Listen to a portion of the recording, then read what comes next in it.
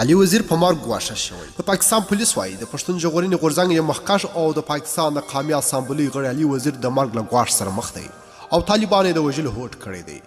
د دغه ګواښ په اړه د پاکستاني پولیسو په ډیری اسماعیل خان کې علي وزیر ته معلومات ورکړي او هغه ته یې سپارښتنه کړې چې پر ځان دې پام وساتي. علي وزیر وایي ډي پي او ده ته ټلیفون کړی او ورته ویلي دي چې د تحریک طالبان سجنا ګروپ ته د ترور پلان لري. په دغه معلومات کې ویل شوي چې په 2004 کال کې په واڼه کې د علي وزیر پلار او 15 تنه نور کسان هم د تحریک طالبانو پاکستان لخوا وژل شوي وو.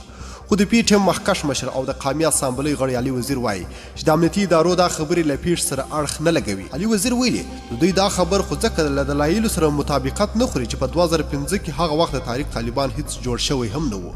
علي وزیر ویلي چې پخوا هم د مرګ هڅې شوي وې.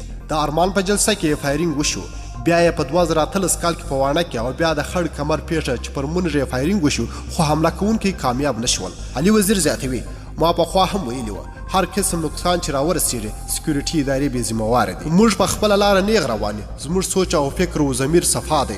موږ د قوم د حق دپاره هر قسم دمکیو ته ولاړ یو، له هیچا ویره نه خورو.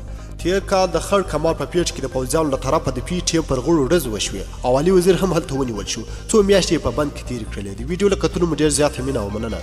که مو دغه ویډیو خوښ شوی حتما یې د سر لایک او شیر کړئ. د لا ښایسته او په زړه پورې مطالبو لپاره زموږ چینل حتما سبسکرایب کړئ. تر بیا او بلې ویډیو د الله په امان.